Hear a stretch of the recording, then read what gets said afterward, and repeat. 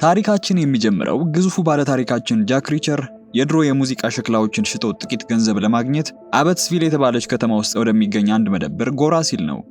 በዚህ መሃል ውጭ ላይ አንዲት የቶዮታ ፒካፕ ጥቁር የቤት መኪናን ሲገጭ ይመለከታል።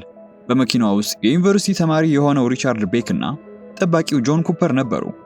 በፒካፕ ውስጥ የነበረውና ጥቃቱን ያደረሰባቸው ግለሰብ ተራ አሽከርካሪ አልነበረምና ልክ ከመኪናው እንደወረደ በፍጥነት ሪቻርድን ይዝና አሻራውን እንዳጠፋ በመኪናው ውስጥ ቦምብ ያፈነዳል። ይሄን ያየው ሪቸርም ለመርዳት በፍጥነት ቢወጣም አፋኙ የያዘው ጠመንጃ በእጁ ካለው ከፊል ነበርና ተኩስ ሲከፍትበት ሪቸር ለመከለል ይገደዳል።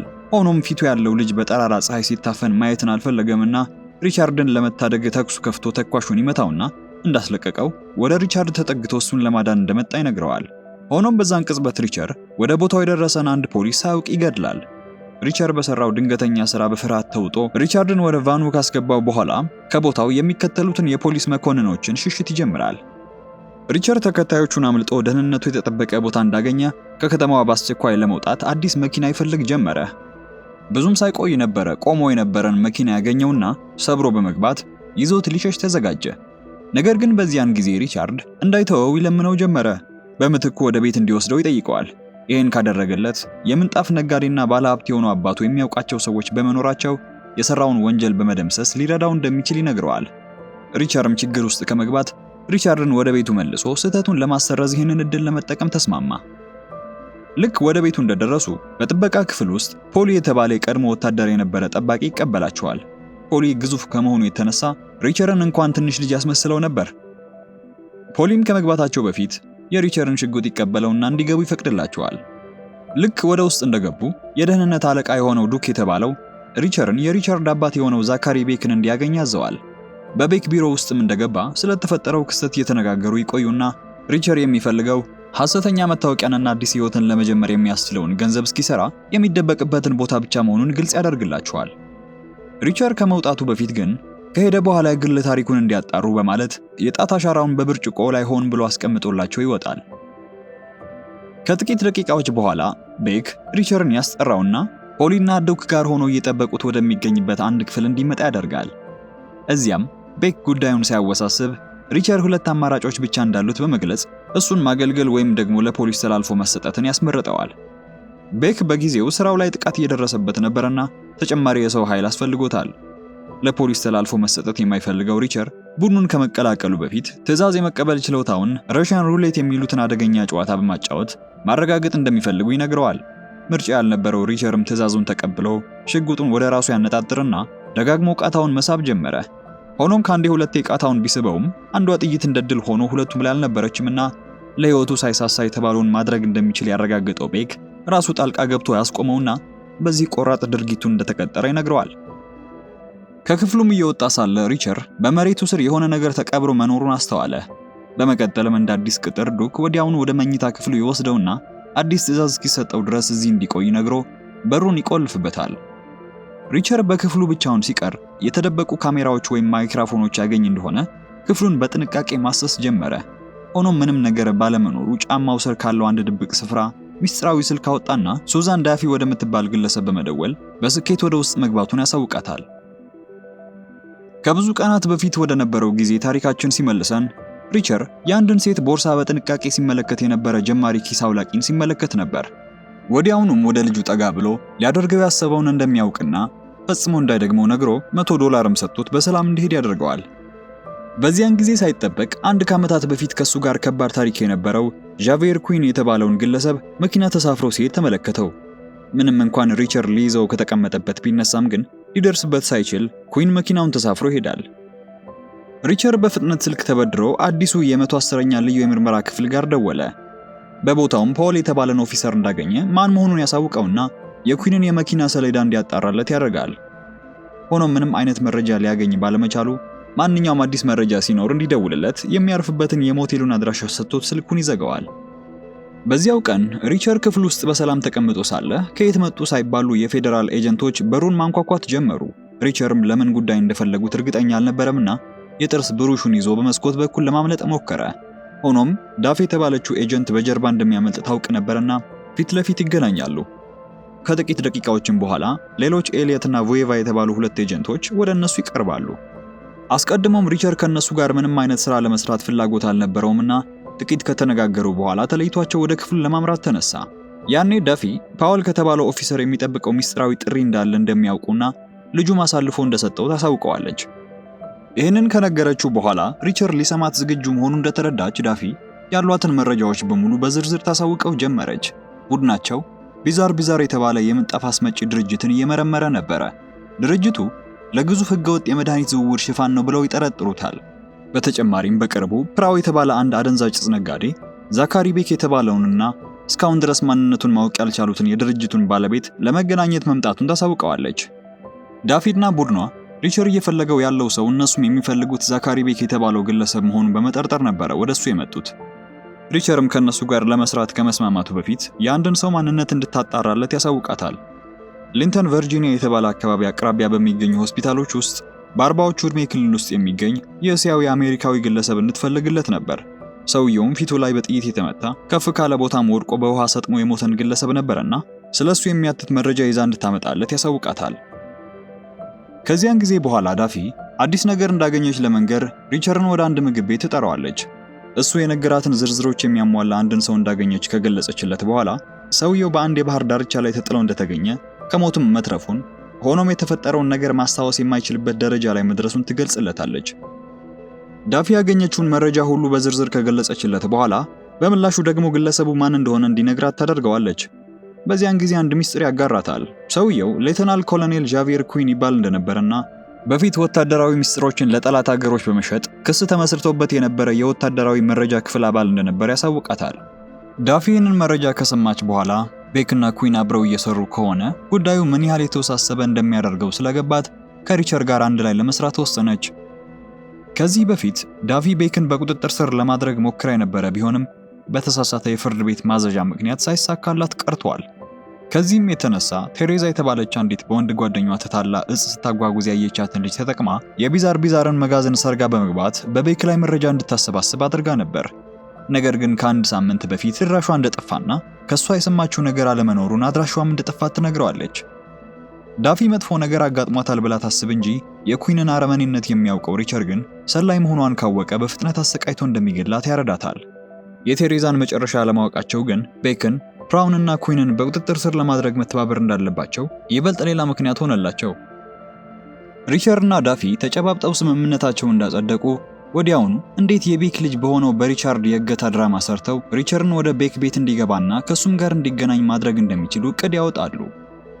የመኪኖቹ መጋጨት፣ የተኩስ ልውውጡ፣ አልፎ ተርፎም ሪቸር የፖሊስ አባል መግደሉን ጭምር ሁሉም አስቀድሞ የታቀደ ነበረ። ኤሊየት ያጋቹን ሚና ሲጫወት፣ ቮዬቫ ደግሞ የተገደለው ፖሊስ ነበር። ጫማ ውስጥ ሳይቀር የተደበቀው ሚስጥራዊ ስልክም ሳይቀር ከፍተሻ እንዲያመልጥ የሰጠችው ዳፊ ነበረች። ታሪካችን ወደ አሁኑ ጊዜ ሲያመጣን ሪቻርድን ሲያግቱት ከሱ ጋር የነበረው ጆን ኩፐር ስለተባለው ጠባቂ ሁኔታ ዳፊን ይጠይቃታል። እሷም ጉዳዩ እስኪጠናቀቅ ድረስ ገለል ያለ ስፍራ ውስጥ በክትትል ስላድርጋው ነበርና ምንም የሚፈጥረው ችግር እንደማይኖር ታሳውቀዋለች። ይህ በእንዲህ እንዳለ ሪቸር ከዚህ ቀደም ዱክ የምግብ ሳህን ይዞ ወደ ውጭ ሲወጣ ማየቱን አስታወሰ። ከዚህም የተነሳ ምናልባት ቴሬዛ አስቀድሞ ከነበረበት ክፍል በታች ያለ ምድር ቤት ውስጥ አግቷት ሊሆን ይችላል ብሎ ስለገመተ ሌሊት 9 ሰዓት ሲሆን ከመኝታ ክፍሉ ይወጣል። እንደገመተው በዝግታ ወደ ክፍሉ ሲሄድ በምድር ቤት ውስጥ ሌላ የተደበቀ ክፍል እንዳለ አስተዋለ። በሩን በኃይል ከፍቶ ወደ ውስጥም እንደገባ ሰው የተመገበበት የምግብ ሳህንና ዳፊ ቀደም ብላ ያሳየችው የቴሬዛ የጆሮ ጌጥን ወድቆ ያገኛል። በምድር ቤት ውስጥ ያገኛቸው ምልክቶች ቴሬዛ እዛ ታግታ እንደነበረና በቅርብ ጊዜ ወደ ሌላ ቦታ መዛወሯን የሚያመላክቱ ነበሩ። ዳፊ ያዘዋወሯት ሊያስወግዷት እንደሆነ ብትገምትም ሪቸር ግን በምድር ቤት ውስጥ ምግብ፣ አልጋና ብርድ ልብስ ተሰጥቷት ጥሩ ሁኔታ ላይ እንደነበረች በማረጋገጡ የወሰዷት ሊያስወግዷት እንዳልሆነ ሙሉ እምነት ነበረው። ሪቸር ከክፍሉ መውጣቱ ሳይታወቅበት በፊት ወደ ክፍሉ ለመመለስ ሲሞክር አንድ መኪና ወደ ግቢው ሲገባና ዱክም ወደ መኪናው በፍጥነት በመሄድ ውስጥ ካለው ሰው ጋር ሲያወራ ተመለከተ። ዳፊ ከሪቸር ጋር የስልክ ጥሪውን እንደጨረሰች ተመልሳ ወደ ውስጥ ገባችና በንዴት ተሞልታ ኩፐር የተባለው የሪቻርድን ጠባቂ ስለ ቴሬዛ የሚያውቀው ነገር ካለ መጠየቅ ጀመረች። ሆኖም እሱ አሁንም ቢሆን እኔ ተራ ጠባቂ ነኝ፣ ምንም የማውቀው ነገር የለም ከሚለው መልሱ ውጪ ምንም የተናገረው ነገር አልነበረም።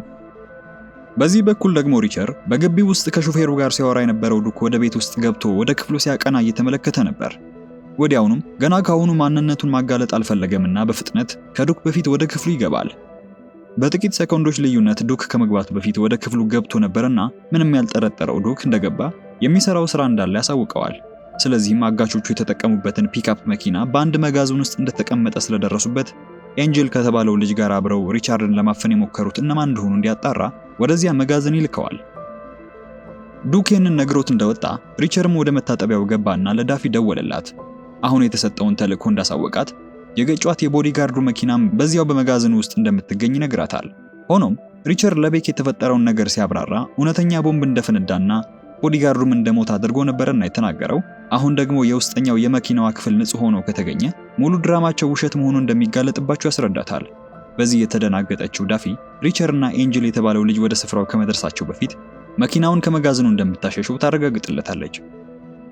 ወደ መጋዘኑ ጉዞ ላይ ያሉ ሪቻርድ ቤክ የዚህ ስውር ስራ የበላይ አለቃ ለመሆኑን ተረዳ። በዚያው ቅጽበት ዳፊና ቮይቫ መጋዘኑ ቢደርሱም ዳፊ ብቻ ነበረች ትኩረት መሳብ ባለመፈለጓ ወደ ውስጥ የገባችው። ወደ ውስጥ እንደገባች አንድ ችግር ገጠማት። የገጩት መኪናን ማንቀሳቀስ እንዳትችል ሌላ ከፍ ያለ መኪና ከጀርባ ቆሞ ነበር። በዚህ በኩል ጊዜ ለመግዛት የሚሞክረው ሪቻርድም ኤንጀልን በተቻለው መጠን ለማዘግየት ሲል መጸዳጃ ቤት ያቀናና ከዚያም ከፍ ያለ ቡና እንዲያመጡለት በማዘዝ ዳፊ ስራዋን እንድትጨርስ ያደርግ ነበር። ሪቻርድና ኤንጀል በመጨረሻም ወደ መጋዘኑ ከገቡ በኋላ ኤንጀል በቅድሚያ ፒክአፕ መኪናውን ለማየት ይሄዳል። ልክ ፒክአፕዋን አይተው እንደጨረሱ ሪቻርድ ወዲያውኑ ወደ ቤት እንዲመለሱ ሊያሳምነው ቢሞክርም እሱ ግን የገጯትንና ዳፊ ልታስወግዳት ወዳልቻለቻት መኪና ትኩረቱ ይሳባል። እንደፈሩትም የመኪናው የውስጠኛው ክፍል በደም መጨማለቅ ሲጠበቅበት ንጹህ መሆኑን የተመለከተው ኤንጀል እጅግ ግራ ቢገባም ሪቻርድ የመኪናው ሰሌዳ የሌላ ቦታ እንጂ ከዚህ አካባቢ ያለመሆኑን በማንሳት ያታልለውና ሁለቱም ወደ ቤታቸው ይመለሳሉ። ኤንጀል ያላወቀው ነገር ግን ከደቂቃዎች በፊት ዳፊ መኪናው ልንቀሳቀስ ሲላት ሰሌዳውን በሌላ መለወጧን ነበር። ሪቻርድ ወደ ክፍሉ እንደተመለሰ ጥቂት ለማንቀላፋት ሞከረ። ሆኖም ወዲያውኑ ቤክ ወደሱ መጣና ሌላ የጭነት መኪና የመንዳት ስራ እንደተሰጠው ይነግረዋል። ለመጀመሪያ ጊዜ ካየው ሰዓት ጀምሮ በነገር ሲነካካው ከነበረው ከፖሊ ጋር እየተበሻሸቀ ከቆየ በኋላም ወደ ጭነት መኪናው ይደርሳል። በዚያም ዱክ የሚነዳውን የጭነት መኪና ምን እንደያዘ ሳይከፍት በ6 ሰዓታት ውስጥ ኮኔቲከት ወደ ተባለ ስቴት በጥንቃቄ እንዲነዳ ስለ ስራው አጭር ማብራሪያ ይሰጠዋል። ሪቻርድም ስራውን እንደተቀበለ ወዲያውኑ ለዳፊ ደወለና ስለሚያጓጉዘው ጭነትና እንዳይከፍተውም ስለተሰጠው ጥብቅ ማስጠንቀቂያ ያሳውቃታል። ቢሆንም ግን መጸዳጃ ቤት የሚጠቀምበት ውስን ደቂቃ ስለሚኖረው ቤክ ምን እያጓጓዘ እንዳለ ለማየት በመንገድ ላይ በሚገኝ የመኪና ማቆሚያ እንዲገናኙ ይቀጥራታል። በመንገድ ላይ ሪቻርድ ባለፉት ምዕራፎች ላይ የምናውቃት ኒሊ ጋር ይደውልና በፖሊ በዱክና በኤንጀል ላይ መረጃ እንድታሰባስብለት ይጠይቃታል። ኒሊም ይህን እንደሰማች ሪቻርድ ምን አይነት ጉዳይ ላይ እየሰራ እንደሆነ ጠይቀዋለች። ነገር ግን ከሌላው ጊዜ በተለየ ማንም ሰው በዚህ ጉዳይ ላይ እንዲገባ አልፈቅድም በማለት ሪቻርድ ስለ ጉዳዩ ምንም ሊነግራት ፈቃደኛ አልነበረም። በመጨረሻም የመኪና ማቆሚያው ደርሶ ከዳፊ ከቮይቫና እጻ ፈንፍነው የሚያገኝ ውሾችን ይዞ ከመጣ የአካባቢ ፖሊስ ጋር ይገናኝና አትክፈት የተባለውን ጭነት ከፍቶ ውሻው የተደበቀ ነገር እንዲፈልግ ያደርጋል። ሆኖም ውሻው ምንም ያገኘው ነገር አልነበረም። ሶስቱም የሆነ ፍንጭ እናገኛለን ብለው ቢፈትሹ ምንም ነገር ባለማግኘታቸው አዝነው ክትትላቸውን ይቀጥላሉ።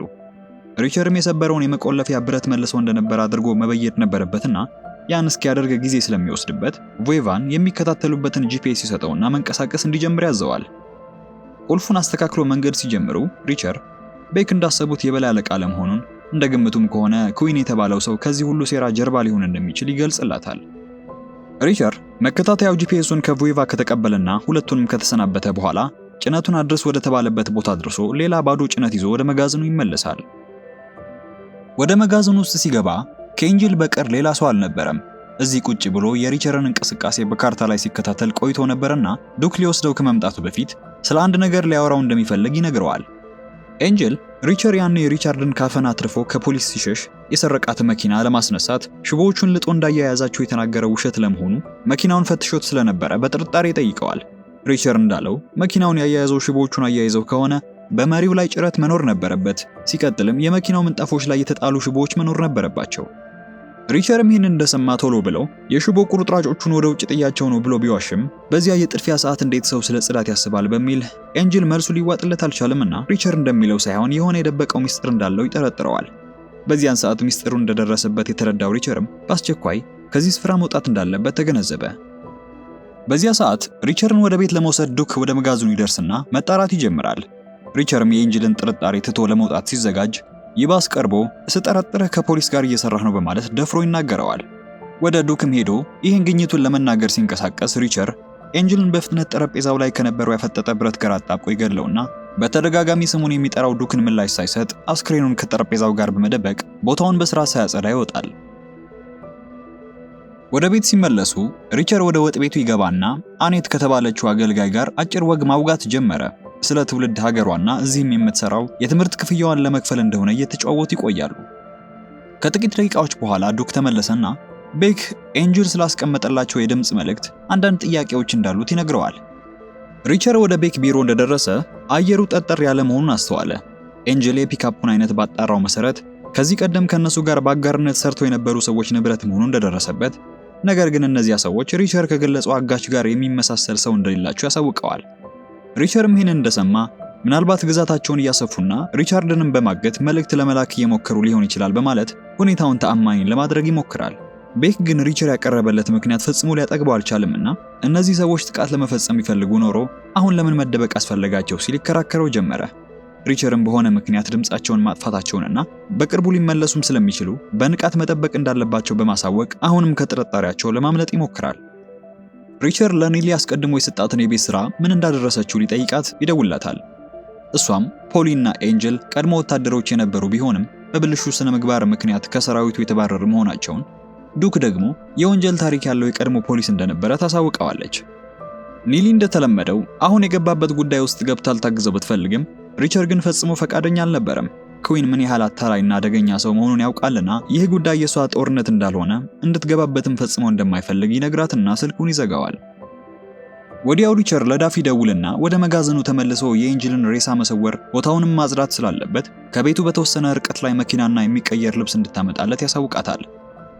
ከጥቂት ሰዓታት በኋላም ሪቸር ከክፍሉ በድብቅ ይወጣና ንጹህ ልብሱን አውልቆ ባህሩን በማቋረጥ ዳፊ ጋር ይደርሳል። መኪናው ውስጥ እንደገቡም ሪቸር አጋቾቹ ከእንግዲህ ወዲህ ስጋት እንዳልሆኑ ቤክን ማሳመን እንዳለባቸው፣ ኩዊንም ደግሞ ከገመቱት በላይ በዚህ ጉዳይ ውስጥ ትልቅ ድርሻ ሊኖረው እንደሚችል ለዳፊ ያስረዳታል። ዳፊም እንደተለመደው ስለ ቴሬዛ ደህንነት እጅግ ተጨንቃ ነበርና እዛ እንደደረሱ በመጋዘን ውስጥ በመፈለግ እንዲተባበራት ትወተውተዋለች።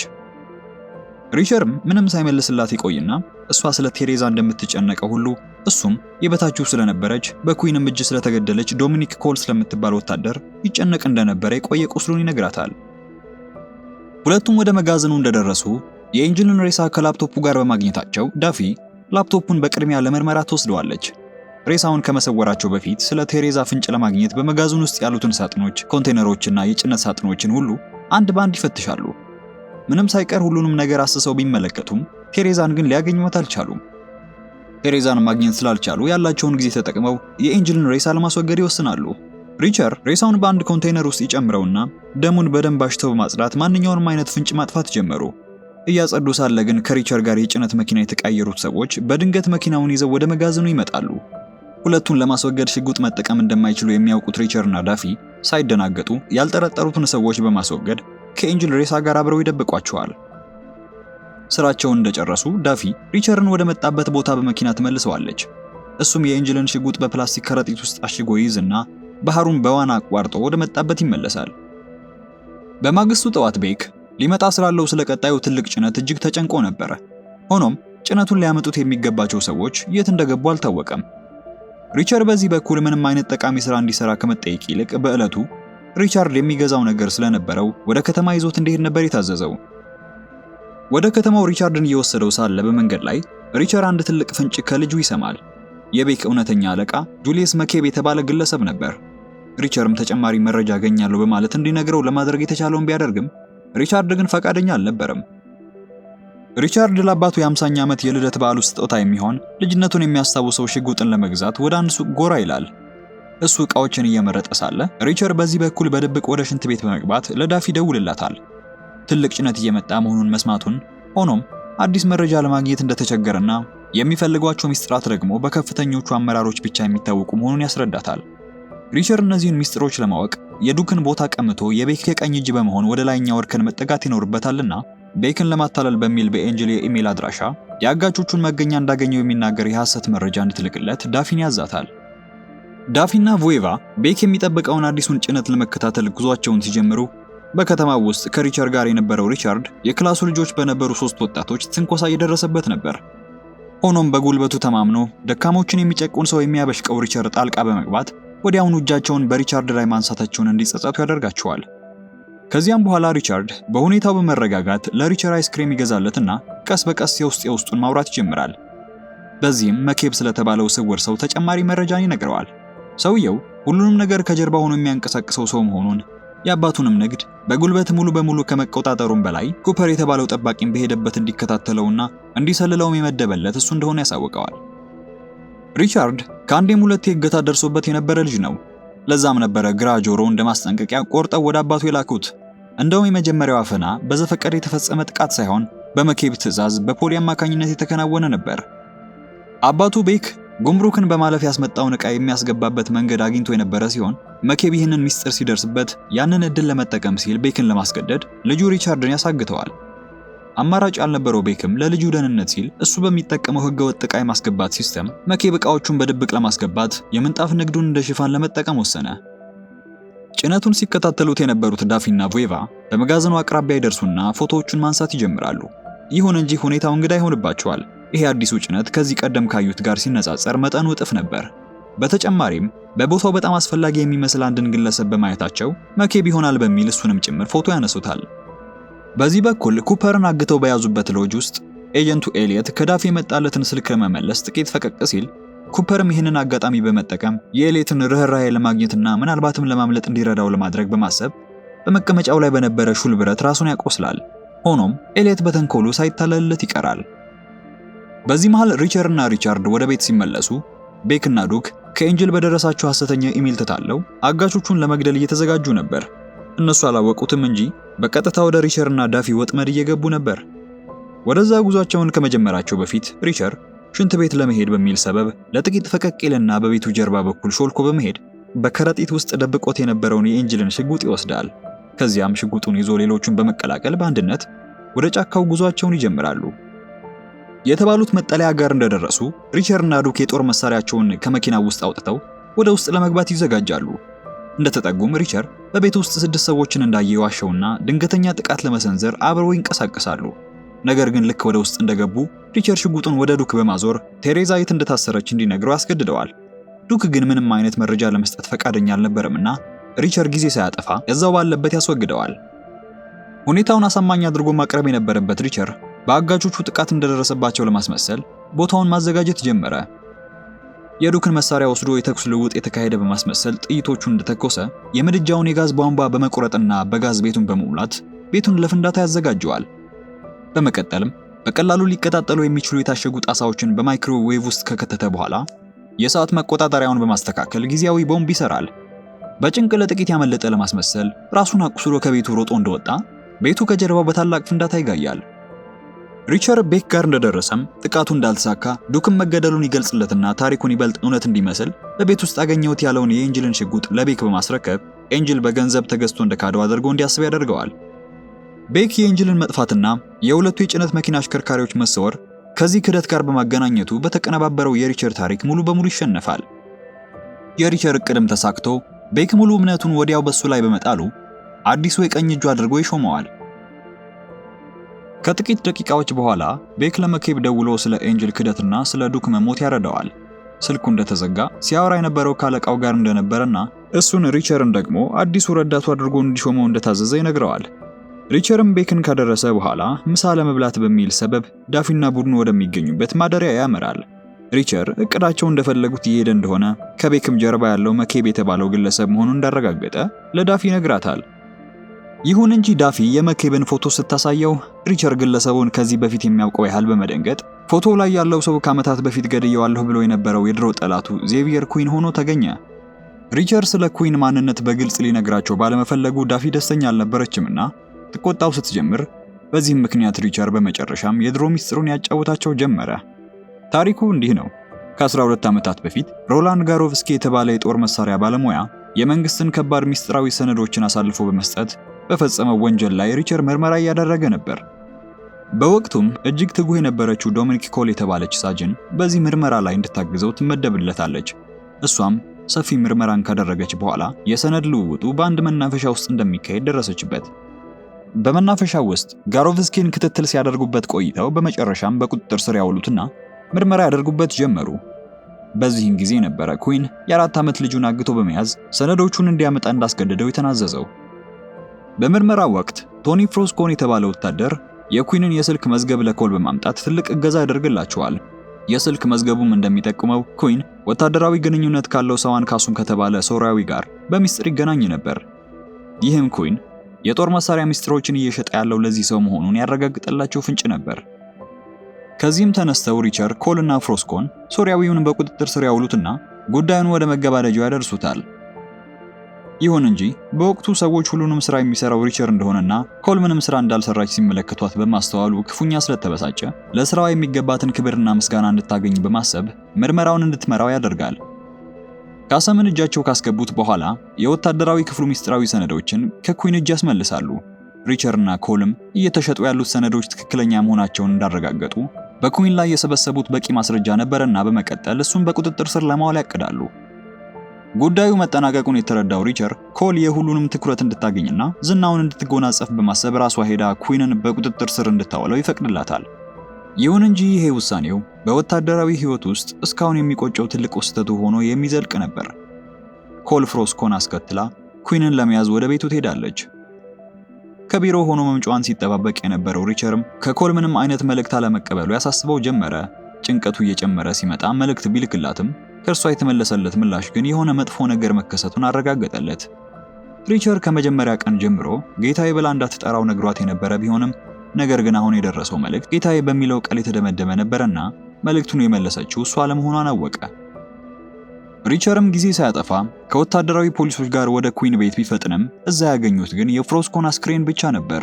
ኩዊን እጅግ ጨካኝ ሰው በመሆኑ ኮልን ወደ ሌላ ቦታ ወስዶ መረጃ ለማግኘት እያሰቃያት ኖሯል።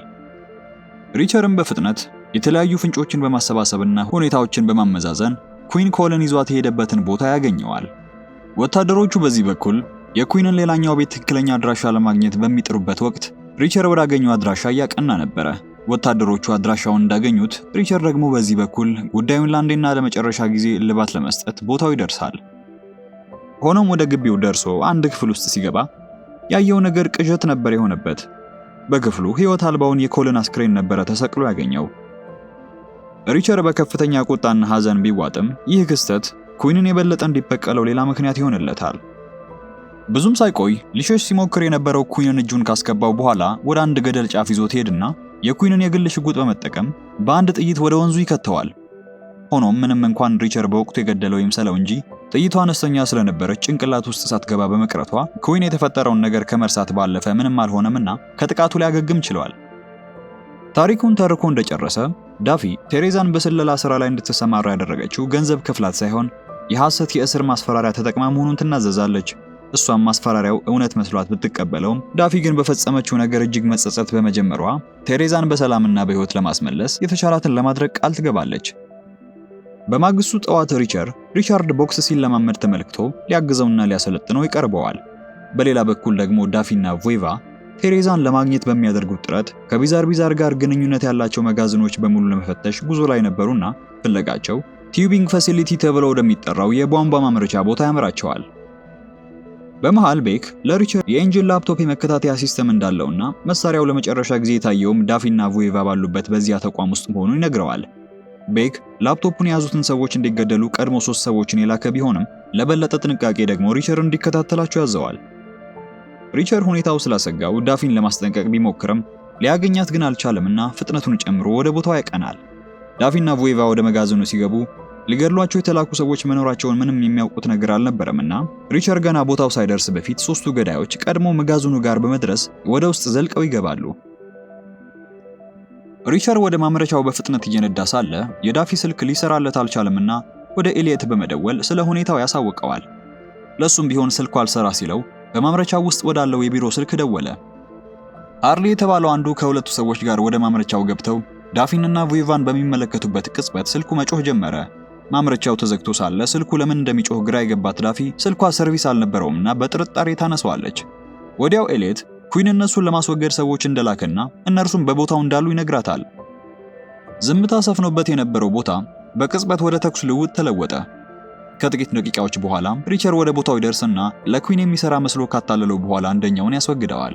በዚህም በኩል ዳፊ ሌላኛውን ልክ እንዳስወገደች ሳታውቅ የመታወቂያ ባጇን ትጥለዋለች። ሪቸርም ዳፊን እንዳገኛ ተጠግቶ የቀራችው ሃርሊንም ከገደሉት እሱ ብቻ መትረፉ ጥርጣሬ ስለሚፈጥር የጀርባውን በር ተጠቅማ እንድታመልጥ ይነግራታል። ዳፊና ቮይቫ ከማምረቻ ወጥተው ሲሄዱ ሪቸርም የዳፊን ባጅ አገኘውና አንስቶ ይዘዋል። ሁለቱ መኪናቸውን ይዘው የኤንጅልንም ላፕቶፕ በመጣል ከቦታው ሲሄዱ ሪቸርም ሃርሊን በመኪናው ውስጥ ከጫነው በኋላ ሆን ብሎ መኪናውን ረግረግ ውስጥ በማስገባት እንዲያመልጡ ይረዳቸዋል። ሪቸርና ሃርሊ ወደ ቤት እንደተመለሱ የሁለቱን አስክሬን ለማስወገድ በቅርብ ወደ ነበረው ባህር ወስደው ይጥላቸዋል። ከዚህ በኋላ ሪቸር ለዳፊ እንደደወለላት ቮይቫ ጋር በመሆን በላፕቶፕ ላይ የነበሩትን አድራሻዎች ከፋፍለው በሰፊው ለማጣራት እንደወሰኑ ትነግረዋለች። ሪቸርም ባጇን እንዳገኘውና ሲገናኙ እንደሚመልስላት ካሳወቃት በኋላ ኩዊን የፌዴራል ኤጀንቶች ስራውን ማጣራት እንደጀመሩ እያስተዋለ መሆኑን ሳይጠረጥር እንደማይቀር ግምቱን ያጋራታል። ይህ በእንዲህ እንዳለ ሪቸር ኩዊን ቤቱን እንዲጠብቁ ከላካቸው ሁለት ሰዎች ጋር ቡና ለመጠጣት ይቀመጣል። በመሃል አንደኛው አኔትን የማይሆን ነገር ይናገራት በመጀመሩ ሪቸር በአንድ ምትልክ ያስገባውና ቡናውን ጨርሶ ወደ ክፍሉ እንደተመለሰም የያዛትን የዳፊን ባጅ ትራስ ውስጥ ይደብቃታል። ታዲያ በዚህ መሃል ቦዲጋርዱ ኩፐር በታሰረበት በሎጁ ውስጥ እንዲጠብቀው የታዘዘው ኤሊየት አንድ ስህተት ፈጸመ። የተከለከለውን ሲጋራ ለኩፐር ለማብራት በመሞከሩ ሌላ እቅድ የነበረው ኩፐርም በጠረጴዛው ላይ ያለውን ከሰዓታት በፊት የታከመበትን አልኮል አስቀድሞ ተጎንጭቶት ነበርና ኤሊየት እንደቀረበ ኩፐር አልኮሉን ወደ እሳቱ ተፋው። ኤሊየትን በተፈጠረው ክስተት ለጊዜው በመታወሩ በወደቀበት ረግጦ ይገለውና ከእስሩ አምልጦ ወደ ቤክ ማቅናት ይጀምራል። በዚያን ጊዜ ዳፊ ወደ ቤቱ ስትመለስ መኪናው እንደሌለና በሩም ክፍት መሆኑን አስተዋለች። ወደ ውስጥም እንደገባች የኤሊየትን ሙት አካል በመመልከቷ ወዲያውኑ ለሪቸር ደውላ ኩፐር ኤሊየትን እንደገደለውና እሱንም ለማጋለጥ ወደ ቤክ መኖሪያ ቤት እየመጣ መሆኑን ትነግረዋለች። ሪቸር ራሱን ለማዳንና የኤሊየትን ሞት ከንቱ እንዳይሆን በፍጥነት አንድ እቅድ በማቀድ ቮይቫን ይደውልና የሚነግረውን ብቻ እንዲያደርግ ያሳውቀዋል። ዳፊን በሪቸር እቅድ መሰረት ወደ የኃይል ማስተላለፊያው ትራንስፈርመሩ ሄዳ በሽጉጥ ታቋርጠውና ይህም ሪቸር ከቤክ መኖሪያ ቤት እንዲወጣና ችግሩን እንዲመረምር ምክንያት ይሰጠዋል። ሪቸርም ከመውጣቱ በፊት ለቤክ የኃይል መቆራረጡ የተከሰተው ምናልባት በኤንጅል ሰዎች ሊሆን እንደሚችል በማሳመን ሄዶ ለማረጋገጥ ይወጣል። ቤክን አሳምኖ እንደወጣ ቮይቫን ያገኘዋል። ነገር ግን ልክ እሱ እንደወጣ ኩዊን ደውሎ ቤክን በሰራተኞቹ መሃል ሰላይ እንደሚኖርና ቤቱን በጥብቅ እንዲፈትሽ ያዛል። ሪቸር ቮይቫ እንዳገኘ ኩፐር የተገለበጠ መኪና ውስጥ ያለውን አዛውንት ካየ ወጥቶ ሊረዳው እንደሚሞክር ስለሚያውቅ የቮይቫን መኪና በመንገዱ መሃል በመገልበጥ የትራፊክ አደጋ እንዲመስል ያደርጋል። በቤት ውስጥ ቻርሊ በታዘዘው መሰረት አጠራጣሪ ነገሮችን ያገኝ እንደሆነ ለመፈለግ ወደ ሪቸር ክፍል በመግባት ፍተሻውን ይጀምራል። ከደቂቃዎች በፊት ይፈትሻሉ ብሎ ያልገመተው ሪቸር መደበቂያ ሲያጣ የዳፊን ባጅ ትራስ ውስጥ አስቀምጦት ነበር። ይህ በእንዲህ እንዳለ እንደገመቱት ኩፐር እነሱ ወዳሉበት እየነዳ መጣና የተገለበጠውን መኪናና ውስጥ ያለውን አዛውንት ተመልክተው ቆመ። አዛውንቱ በህይወት መኖራቸውን ለማየት እንደወጣም ያኔ ሪቸር ኩፐርን ባጎነበሰበት ተኩሶ ያስወግደዋል። ከዛም ሪቸር መኪናውን ወደ ነበረበት መልሶ ወደ ቤት ሲያመራ ዳፊም ለኤሊየት ቤተሰቦችና ለሚሰራበት ቢሮ ደውላ በተልኮ ላይ ያለ የማረፉን ዜና ታረዳቸዋለች። ሪቸር ወደ ቤት ሲመለስ ሁሉም በቤክ ቢሮ ውስጥ ተሰባስበው ያገኛቸዋል። ቤክም በመካከላቸው የነበረው ሰላይን መያዛቸውን ሲነግረው ሪቸር ባጁን አግኝተውት ይሆናል በማለት ደነገጠ። ቤክ ያ ግለሰብ ከፌዴራል ፖሊሶች ጋር በድብቅ እየሰራ እንደነበርና ስለ ስራቸው መረጃ እየተለዋወጠ እንደነበር በመግለጽ ሪቸርን ይበልጥ ጭንቀት ውስጥ ያስገባው ጀመረ። ታዲያ የያዙት ሰላይ እሱ እንደፈራው ራሱ አልነበረም። ይልቁንም ሰራተኛዋ አኔት ነበረች። እሷ መሆኗን ከታወቀ በኋላ ምንም ጊዜ ሳይወስዱ ፖሊ እንዲያስወግዳት አድርገው ነበርና የጠበቁት ሪቸር እንደገደሏት ሲረዳ ፖሊን በቆመበት ሊጨርሰው ፈለገ። ሆኖም የፖሊ ጥንካሬና ፍጥነት እንደጠበቀው አልነበረምና ተመቶ ይወድቃል። ከዚህ በኋላ ሪቸር የአኔትን አስክሬን ወደ ውቅያኖስ ለመጣል በወጣበት ለዳፊ ደውልና አገልጋዩዋ ኤቲኤፍ ለተባለ የህገ ወጥ መሳሪያ ዝውውርን የሚቆጣጠር የፌዴራል ቢሮ ውስጥ የምትሰራ ሰላይ እንደነበረች ያሳውቃታል። ከዚህም የተነሳ ኩዊን እያዘዋወረው ያለው አደንዛዥ እጾችን ሳይሆን ከፍተኛ ደረጃ ያላቸውና መነሻቸው የማይታወቅ የጦር መሳሪያዎቹን መሆኑን ይደርሱበታል። ሌላም የደረሱበት ጉዳይ ነበረ። ቤክ አስቀድሞ መካኒክ ነው በሚል ሽፋን በድብቅ የጦር መሳሪያ የሚፈትሽን ሰው ቀጥሮ ነበር።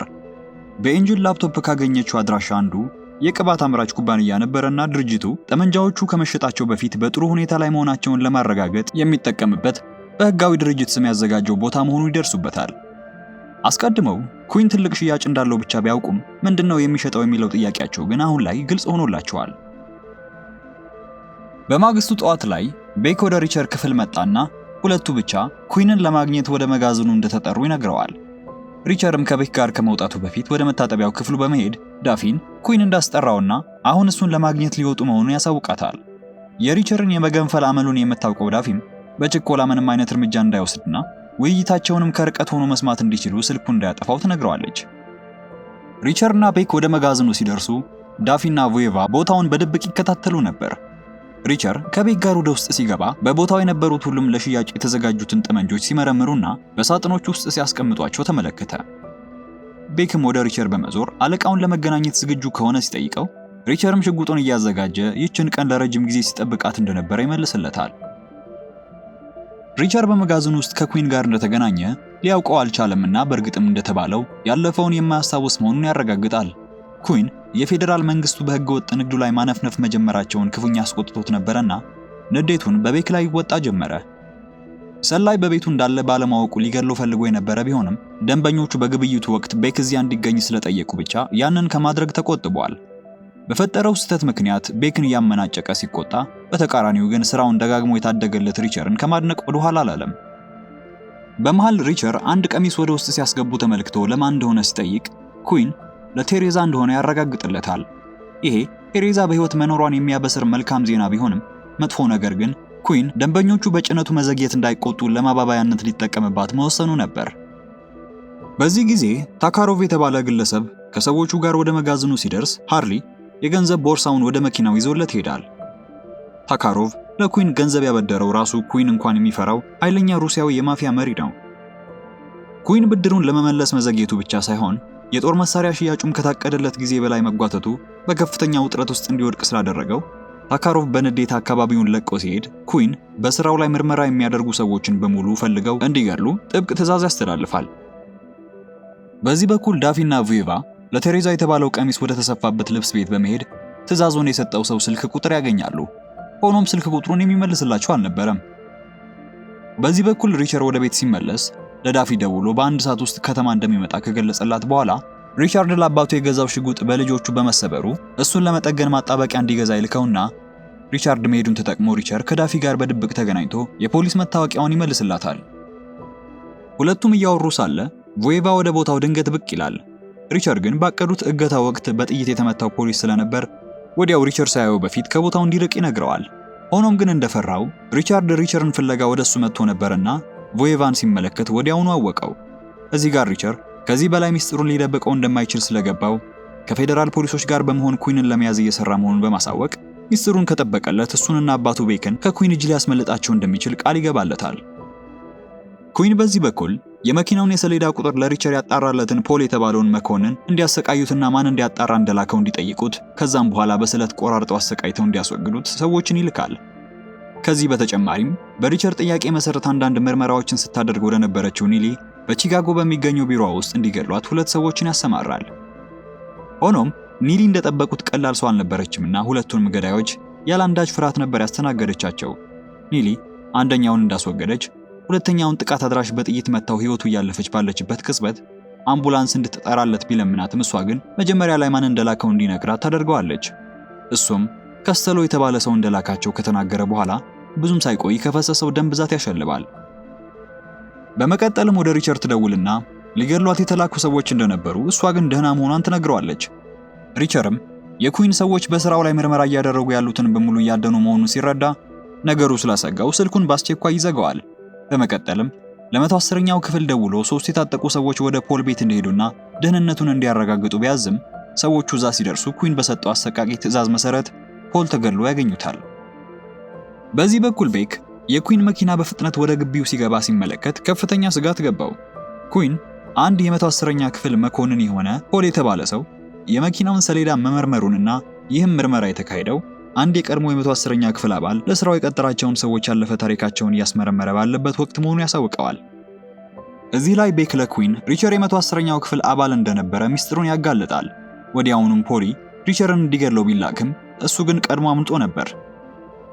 ሪቸር በበረዶ ማጽጃ መኪና ግቢውን ጥሶ ልክ እንደወጣ መኪናው በጥይት ተደብድቦ ከጥቅም ውጭ ሆኖ ነበርና ለዳፊ ደውሎ ሚስጥሩ በመጋለጡ ከቤቱ ጥቂት ራቅ ብሎ ያለው መንገድ ላይ መታ እንድትወስደው ይነግራታል።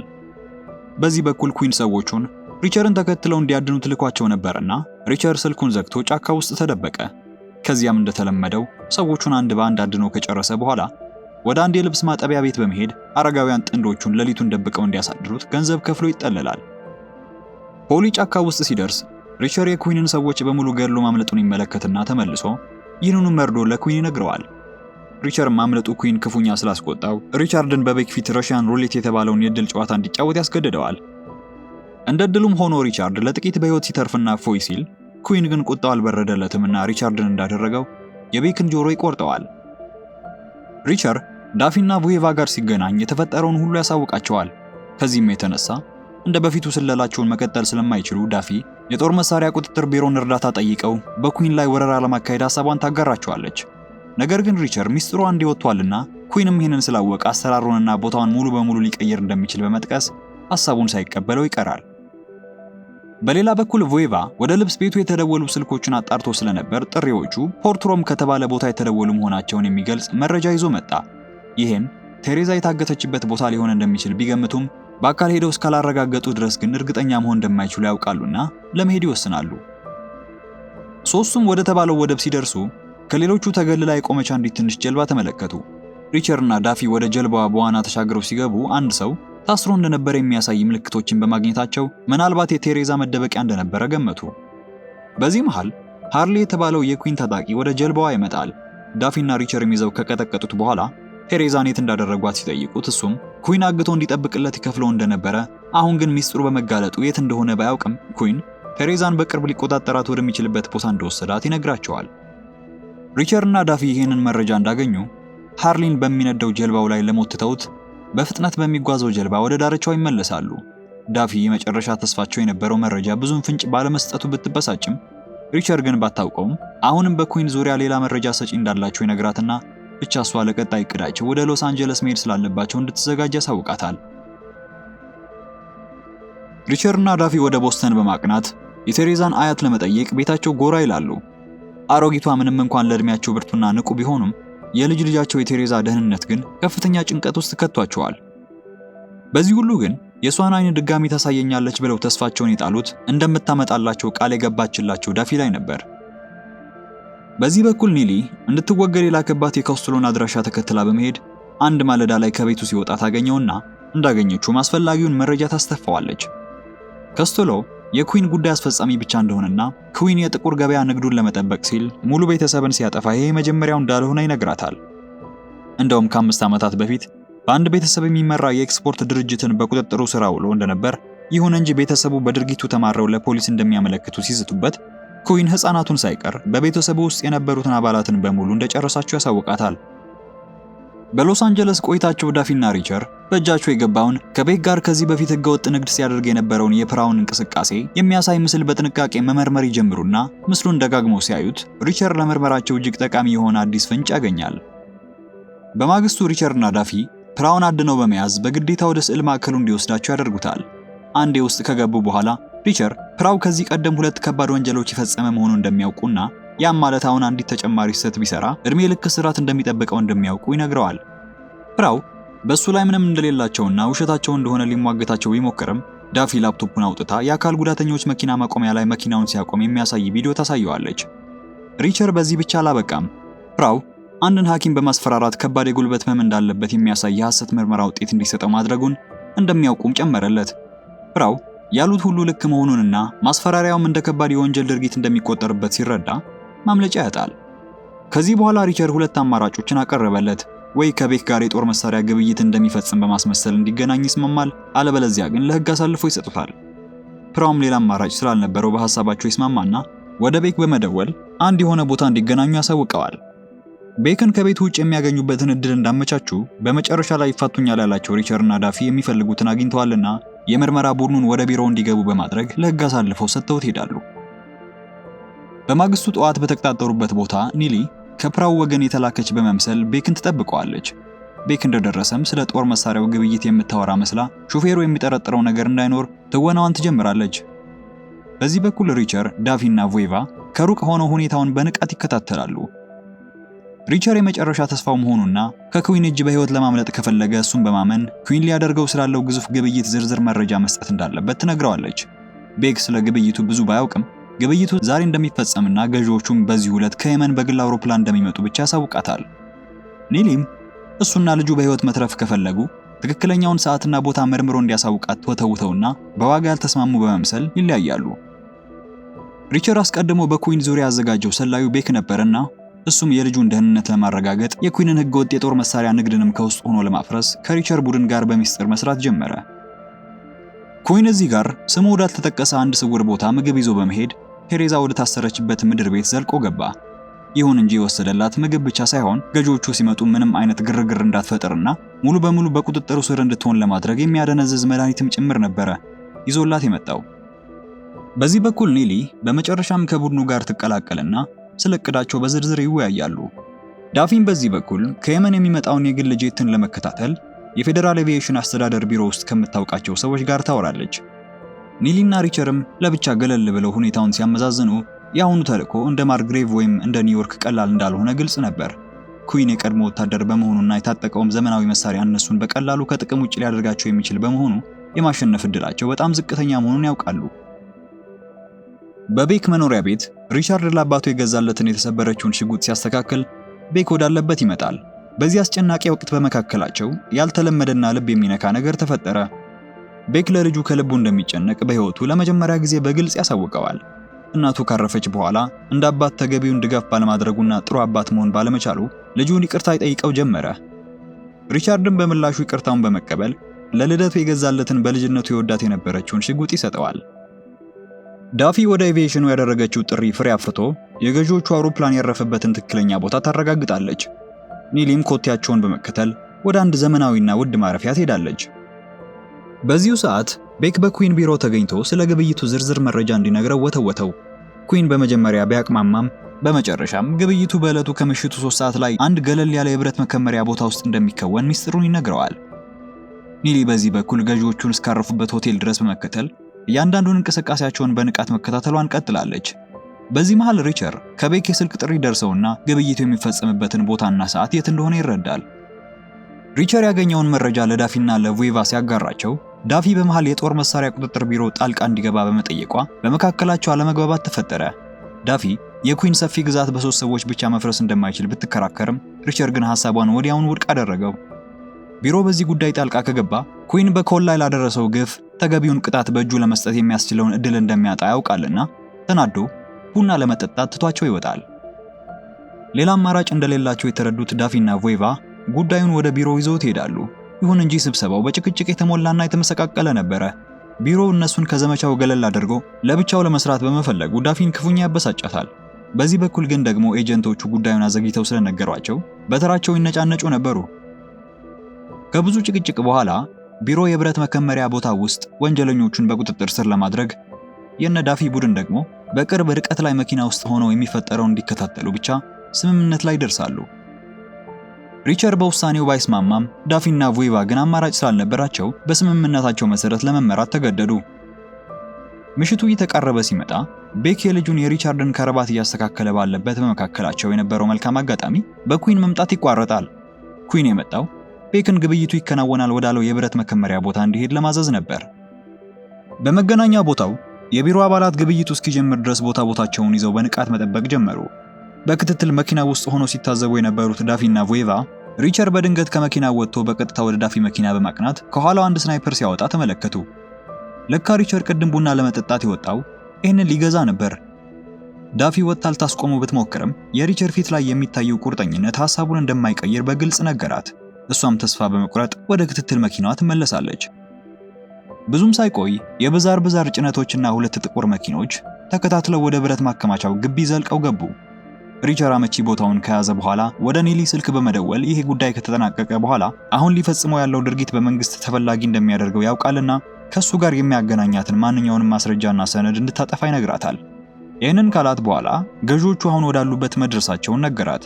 ሆኖም ኒሊ ገዢዎቹ ከማረፊያ ቤታቸው ከወጡ ጀምሮ በቅርብ እየተከታተለቻቸው እንደሆነና ገና ወደ ቦታው እንዳልደረሱ ትነግራቸዋለች። በዚህ ቅጽበት ነበረ ሪቸር ኩዊን እንደተጫወተባቸው የተረዳው። የብረት ማከማቻ ግቢው ግብይት የሚፈጸምበት ቦታ ሳይሆን ይልቁንም ኩዊን ሆን ብሎ ያስቀመጠላቸው ወጥመድ ነበር። ትክክለኞቹ ገዢዎች ወደ ቤክ መኖሪያ ቤት የተቃረቡ ያሉት ኒሊም ስትከታተላቸው የነበሩት ግለሰቦች ነበሩ። ሪቸር ሁኔታውን የሚያስተካክልበትን መንገድ እስኪያገኝ ድረስ ኒሊ እውነተኞቹን ገዢዎች መከተሏ እንድትቀጥል ያዛታል። ሆኖም ዝርዝር ሁኔታውን ለማስረዳት በቂ ጊዜ አልነበረውምና እሷ ራሷ ነገሩን ተረድታ አስፈላጊውን እርምጃ እንድትወስድ ሙሉ እምነቱን ጥሎባት ይለያታል። ቤክ ከመኪናው ወርዶ አካባቢውን ሲቃኝ ኩዊን እንዳለው አንድም ገዢ ያለመኖር መመልከቱ ነገሩ ወጥመድ መሆኑን ገባው። በዚህ በኩል ኩዊን የላካቸው ታጣቂዎች ወደ ቤክና ወደ ኤጀንቶቹ በመቃረብ ላይ መሆናቸው ሪቸር በማስተዋሉ በስናይፐሩ የኩዊንን ሰዎች አንድ ባንድ መጣል ጀመረ። አካባቢው በታጣቂዎቹና በኤጀንቶቹ ቡድን ወደ ከፋ የተኩስ ልውውጥ ሲቀየር ዳፊና ቮይቫም ጥይት መከላከያ ልብሳቸውን በፍጥነት በመልበስ ውጊያውን ይቀላቀላሉ። አብዛኞቹ የታጠቁት ሰዎች ከተረቱ በኋላ ሪቸር ከዳፊና ከቮይቫ ጋር በመሆን ቤክን ያተርፈዋል። ቤክም እሱ ራሱ በኩዊን እንደተታለለና እውነተኛው ግብይቱ በቤቱ ውስጥ እንደሚፈጸም ፈጽሞ እንዳልገመተ እውነቱን ይነግራቸዋል። በዚህ በኩል በቤት ውስጥ ቴሬዛ በተሰጣት መድኃኒት ደንዝዛ በአንድ ክፍል ውስጥ ተቆልፎባት ነበር። ሪቸር ወደ ቤት ከመሄዱ በፊት ኩዊን ወጥመዱ እንደሰራ እንዲያምንና እንዲረጋጋ ለማድረግ ከታጣቂዎቹ መካከል አንዱን በማስገደድ ሁሉም ነገር በጥሩ ሁኔታ ተጠናቆ ወደ ግብዣው እየተመለሱ እንደሆነ የሚገልጽ መልእክት እንዲልክ ያስደርጋል። ኩዊንም የዘረጋው ወጥመድ ሙሉ በሙሉ መክሸፉንና ታጣቂዎቹ ማለቃቸውን ቅንጣት ያህል አልጠረጠረምና ያለ ስጋት በግብዣው መካከል በነፃነት ይዘዋወር ጀመረ። በመቀጠል ሪቸር ከቤክ መኖሪያ ቤት ግቢ ውጭ ቁጥቋጦ ውስጥ ተደብቃ ለምትጠብቀው ኒሊ ደወለላት። ከአንዱ የኩዊን ታጣቂ በስተቀር ሁሉም መሞታቸውን ከነገራት በኋላ በጭነት መኪኖቹ ላይ ያሉት የጦር መሳሪያዎች አሁንም ለግብይቱ ስለሚፈለጉ መኪናውን እየነዱ ወደ ቤቱ እንደሚመጡ እቅዱን ያሳውቃታል። ኒሊም በበኩሏ እንግዶቹ መድረሳቸውንና እስካሁን ግብይቱ እንዳልተፈጸመ አረጋገጠችለት። በመቀጠልም ያ ፖሊ የተባለው ግዙፍ ዘበኛ ችግር መፍጠሩ እንደማይቀር በማንሳት ምን እንደሚያደርጉት ጠየቀችው። ሪቸርም እሱን ለኔ ታዩ በማለት አጭር መልስ ይሰጣታል። ሪቸር ከኩዊን ሰዎች የተረፈውን ያንኑን ግለሰብ የጭነት መኪናውን እንዲያሽከረክር ያስገድደውና ወደ ቤቱ መቃረብ ሲጀምሩ ኒሊን አንስተው ጉዟቸውን ይቀጥላሉ። ኩዊን ለሶሪያዊ ደንበኛው ናሰር ሞቅ ያለ አቀባበል ካደረገለት በኋላ ቴሬዛ የታሰረችበትን ክፍል ቁልፍ ያስረክበዋል። በዚህ በኩል የጭነት መኪኖቹ ቤክ መኖሪያ ግቢ ሲደርሱ ፓርክ አደራረጋቸው ትክክል ባለመሆኑ ፖሊ ሁኔታውን ለመመርመር ወደ እነሱ ይቀርባል። ሪቸርም ወዲያውኑ አሽከርካሪውን አስወግደው ከፖሊ ጋር ለመፋለም ወደ ኋላ ሲቀር ሌሎቹ ቤክን ተከትለው በሚስጥር ወደ ቤቱ ዘልቀው ይገባሉ። እዚህ ላይ ያ በጉጉት ሲጠበቅ የነበረው የሪቸርና የፖሊ ፍልሚያ በመጨረሻ ተጀመረ። በሌላ በኩል ኒሊ እንዳስተናጋጅ በመምሰል ሳይታወቅባት ወደ ግብዣ ስፍራው ስታመራ፣ ቮይቫ ደግሞ የሪቻርድን ደህንነት ለመጠበቅ ወደ ክፍሉ ይሄዳል። ዳፊ ደግሞ ቴሬዛን ፍለጋ ቤቱን ለማሰስ ስትዘጋጅ ቤክ በቤቱ ውስጥ ያለውን ማንኛውንም በር ሊከፍት የሚችልን ቁልፍ ይሰጣታል። ኒሊ በግብዣው መካከል ኩዊንን ፍለጋ እየተዟዟረች ባለችበት በውጭ በኩል በሪቸርና በፖሊ መካከል የሚካሄደው ፍልሚያ እጅግ አሰቃቂ ደረጃ ላይ ደርሶ ነበር። የሚለዋወጧቸው ምቶች ወደ መኪና ማቆሚያ ውስጥ ይወስዳቸዋል። ፖሊ በፍልሚያው ብልጫውን በመያዝ ሪቸርን አንቆ ሊገድለው ሞከረ። ሪቸር ግን የቀረችውን ኃይሉን ተጠቅሞ የፖሊን አይን ለማውጣት ይጥር ጀመረ። በዚህ እልህ አስጨራሽ ትግል መካከል አንዱን የእንጨት ምሰሶ ገፍትረው በመጣላቸው በመቶዎች የሚቆጠር ኪሎግራም የሚመዝን የማዳበሪያ ክምር በሁለቱም ላይ ተደርምሶ ቀበራቸው። ቮይቫ ሪቻርድን ለማግኘት በቤት ውስጥ ሲዟዟር በድንገት ከአንዱ ጠባቂ ጋር ፊት ለፊት ይገጣጠማል። ተመሳስሎ ለመንቀሳቀስ ቢሞክርም ጠባቂው ሰላይ መሆኑን ስለነቃበት በኃይል ወደ መጸዳጃ ቤት ገፍቶ ያስገባውና ፍልሚያውን ይጀምረዋል። በዚህ መሃል ፖሊ ከማዳበሪያው ክምር ስር በመውጣት ራሱን ስቶ የነበረውን ሪቸርን አንቆ ለመጨረስ በሰንሰለት ጣሪያው ላይ ሰቅለዋል። ፖሊ ስራውን እንደጨረሰና ከዚህ በኋላ ሪቸር እንዳበቃለት እርግጠኛ ሆኖ ፊቱንም አዙሮ መራመድ ሲጀምር ሪቸር የተቀረውን ኃይሉን ሰብስቦ ጣሪያው ላይ የተቸከለውን የሰንሰለት መስቀያ ነቅሎ በመጣል ራሱን ከሞት ያተርፋል። ሪቻርድ የመጸዳጃ ቤቱን ግርግር ሰምቶ ወደ ቦታው ሲደርስ ቮይቫ ጠባቂውን አሸንፎ ነገር ግን በደም ተጨማልቆ ያገኘዋል። በሌላ በኩል ሪቸርና ፖሊ የሞት ሽረት ትግላቸውን ቀጥለዋል። ፍልሚያው እያለ ሃርሊ አስክሬኖችን ሲጥልበት ወደ ነበረው የወንዝ ዳርቻ መራቸው። ወደዛም መግባታቸው አልቀረምና በውሃ ውስጥ አንዱ ሌላውን ለማጥፋት ትንቅንቁን ይቀጥላሉ። የውሃው ሞገድ ወደ ጥልቁ እየሳባቸው ባለበት ሪቸር የፖሊን ጉሮሮ በመምታት አደንዝዞ ያሰምጠውና ወደ ላይ ይወጣል። ኒሊ በግብዣው መካከል ኩዊንን ለማግኘት ስትቃኝ አንዱ አስተናጋጅ ሁኔታዋ ስላላማረው ጥርጣሬ አድሮበት ቀረባት። ይሁን እንጂ ኒሊ በተለመደው ብልሃቷ ውሸትን በመደርደር ከጥርጣሬው ራሷን ነፃ ታወጣለች። ሆኖም ፊቷን አዙራ ስትመለከት የፌዴራል ኤጀንቶቹ መድረሳቸውንና ነገሩ ሁሉ ሳይበላሽ በፊት ግብይቱን በአስቸኳይ ለመፈጸም የተንቀሳቀሰ ይመስል ኩዊን በነበረበት ስፍራ አልነበረም። ሪቸርም ወደ ቤቱ እየተቃረበ ባለበት ወቅት ገድየዋለሁ ያለው ፖሊ አሁንም ተከትሎት ይመጣል። ሪቸርም በድጋሚ እክል እንዲሆንባቸው አልፈለገምና ለአንዴና ለመጨረሻ ጊዜ ለመጨረስ ወደ መቆጣጠሪያው ክፍሉ ተከትሎት እንዲመጣ ካታለለው በኋላ የራሱ አውቶማቲክ መሳሪያ ውስጥ ያለውን የጥይት ቀልሃ በድብቅ ያስወግደዋል። ፖሊም እንደለመደው የረታው መስሎት መሳሪያውን ቀምቶ ሪቸርን ለመጨረስ ቃታውን ሲስበው አፈሙዙ ፈንድቶ ወደ ኋላ ይበተንና ፖሊን ያስወግደዋል። ቴሬዛ የታሰረችበትን ክፍል ስትፈልግ የቆየችው ዳፊ እንዳገኘቻት በሩ አጠገብ ተደብቃ የናስርን መምጣት መጠበቅ ጀመረች። ናስርም ክፍሉን ከፍቶ እንደገባ ዳፊ መሳሪያዋን ደግና በቁጥጥር ስር ታውለዋለች። በዚህ መሃል ሪቸር መሳሪያዎቹ ወደ ተከማቹበት ጎተራ በኃይል ዘልቆ በመግባት አንድ ጠመንጃ አነሳና ታጣቂዎቹን አንድ በአንድ እየመታ ወደ ውስጥ መግባት ጀመረ። መሳሪያው ያሰማው ድምጽ በግቢው ውስጥ የነበረውን ታዳሚ ትኩረት ሲስብና ሁሉም ሲበታተን ዳፊም አጋጣሚውን ተጠቅማ ናስርንና የግል ጠባቂውን በማስወገድ ቴሬዛን ካለችበት ክፍል አውጥታ ወደ አስተማማኝ ቦታ ተወስዳታለች። ሪቸር ምንም አይነት ማቅማማት ሳይታይበት የኩዊንን ታጣቂዎች እንደ ቅጠል እያረገፈ ግቢውን ወደ ጦር አውድማነት ቀየረው። ይህ ከፍተኛ ትርምስ ወደ ግብዣ ስፍራው ሲዛመት ሁኔታው ከአቅሙ በላይ መሆኑን የተረዳው ኩዊን የደንበኛውን ታጣቂዎች ወደ መረሸን ዞረ።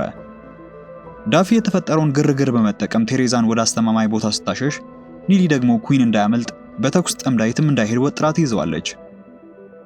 በዚህ በኩል በሪቻርድ መሪነት ቮይቫ ከቤቱ ለማምለጥ መውጫ ሲፈልግ ኩዊን ደርሶ ሪቻርድን በመያዝ ወደ ቢሮ ይዞት ይሄዳል። ታዲያ ቤክ በድንገት ወዳሉበት ሪቻርድ የሰጠውን መሳሪያ ይዞ በመግባት በኩዊን ላይ ደግኖ ያስፈራራው ጀመረ። ይሁን እንጂ በአፈሙዙ ላይ ተቀብቶ የነበረው ማጣበቂያ በሚገባ አልደረቀም ነበርና መሳሪያው በቤክ እጅ ላይ ተቆርሶ ይወድቃል። ኩዊን ወዲያውኑ ሽጉጡ ፌክ መሆኑን ሲረዳ የያዘው መሳሪያ ውስጥ የነበረውን ጥይት በቤክ ላይ ጨርሰዋል። ከዚህም በኋላ ቤክ ወዲያውኑ ነበር ህይወቱ ያለፈው። ኩዊን የቤክ በደን ላይ ጥይት እያዘነበ ባለበት በዚያው ቅጽበት ሪቻርድ በአቅራቢያው የነበረውን መሳሪያ አንስቶ ተኩስ ይከፍትበታል። ኩዊንም ራሱን ለመከላከል ወደ ኋላ ያፈገፍግና ወደ ውጪ ይሮጣል። ሆኖም ያላየው ሪቸር እንደ ጥላ እየተከተለው ነበር። ኩዊን ወደ ውጭ እንደወጣ ታካሮቭና ሰዎቹ የጦር መሳሪያውን ገንዘብ ፈልገው ወደ ቦታው መጥተው ነበርና ይከቡታል። ሪቸር በዚህ በኩል ከኩዊን ጋር ያልጨረሰው ጉዳይ እንዳለ በማሳወቅ ወደ መጣበት እንዲመለስ ቢያሳስበውም ብቻውን መሆኑን የተመለከተው ታካሮቭ ሊሰማው ፈቃደኛ አልነበረም። በዚህ ቅጽበት የሪቸር ጓደኞች ከተደበቁበት መሳሪያቸውን ይዘው ብቅ በማለት የኃይል ሚዛኑን ሲያስተካክሉትና ኒሊም ከናስር የዘረፈችውን ገንዘብ ይዛ ሲመለከት ታካሮቭ ሳቅማማ ከአካባቢው ይሰወራል። ከዚህ በኋላ ብቻውን የቀረው ኩዊን ከሪቸር ጋር ፊት ለፊት ተፋጠጠ። ኩዊን መጀመሪያ ላይ ሪቸር ማን እንደሆነ ሊለየው አልቻለም ነበር። ነገር ግን ሪቸር የኮልን የመጀመሪያ ስም ዶሚኒክ ብሎ ሲጠራ ሲሰማው ነበር ትዝታው ድንገት የተመለሰለት። በዛች ቅጽበትም ሪቸር እሱን ፍለጋ ምን ያህል መንገድ አቋርጦ እንደመጣ ተረዳ። በመጨረሻም ሪቸር በፈገግታ ቃታውን ሲስበው የኩዊን ራስ ዳግም ላይ ይነሳ ይበተናል። በማግስቱ ጠዋት ፖሊሶች አካባቢውን ለማጽዳትና ምርመራ ለመጀመር ወደ ግቢው ይደርሳሉ። ሪቸርም መንግስት የአባቱን የባንክ አካውንት ከመያዙ በፊት በቤት ውስጥ ያለውን ገንዘብ ይዞ ከበፊትም ጀምሮ ይመኘው እንደነበረ በአባቱ ቤት ለዓመታት ከኖሩበት ስቃይ ተላቆ እንዲሄድ ይመክረዋል። ሪቻርድ እንደተባለው በመኪና ውስጥ በገንዘብ የተሞላ ቦርሳ ጭኖ በነፃነት አዲስ ህይወቱን ለመጀመር ቤቱን ለቆ ይሄዳል። በዚህ በኩል ዳፊ ምንም እንኳን ያለ ህጋዊ ፈቃድ ይህን ሁሉ በመስራቷ ከስራዋ ብትሰናበትም ስራዋን መስዋዕት አድርጋ የቴሬዛን ህይወት ማትረፍ በቃሏ መሰረት ከአያቷ ጋር ማገናኘቷ ትልቅ ስኬት ነበረና ደስተኛ ነበረች። ቮይቫን በመጨረሻ ጡረታ ወጥቶ ከባለቤቱ ጋር በሰላም ሲገናኝ ሪቸርም እንደተለመደው እዚያ የሚያቆየው ነገር አልነበረምና በቤክ ጋራጅ ውስጥ ያገኛትን ሞተር ይዞ ወደማይታወቅ ሩቅ ስፍራ መንዳት ሲጀምር ታሪካችን እዚህ ላይ ያበቃል። ቪዲዮውን እዚህ ድረስ አይታችሁ ከጨረሳችሁት ታገሳችሁ ስላያችሁ ስላመሰግናችሁ ወዳለሁ። እንግዲህ ያቀረብኩላችሁ ቃል በገባሁላችሁ መሰረት ሶስቱንም የሪቸር ሲዝኖች ባጭሩ ነው። አንድና ሁለትን ያላያችሁ የቻናሌ ተመልካቾች የመጀመሪያው ኮሜንት ላይ ሊንክ አስቀምጥላችኋለሁ፣ ገብታችሁ ማየት ትችላላችሁ። አብዛኞቻችሁ የአክሽን ፊልም ወዳጆች መሆናችሁን ከቅርብ ጊዜ ጀምሮ ያስተዋልኩት ነገር በመሆኑ በቀጣይ እንዲህ ያለ አሪፍ የአክሽን ፊልም ወደ እናንተ አቀርባለሁ። እናንተ ብቻ ላይክ ማድረጋችሁን አትርሱ። የገዛ እህታቸውን ወደ እስር ቤት ስላስገቡና በኋላም ተመልሳ መታ ስለተበቀለቻቸው ቤተሰብ የሰራሁት ረዘም ያለ አሪፍ የፊልም ታሪክ አለ። እሱን ስክሪናችሁ ላይ ያለውን ቪዲዮ ተጭናችሁ ማየት ትችላላችሁ። እኔም በሱ ቪዲዮ አገኛችኋለሁ።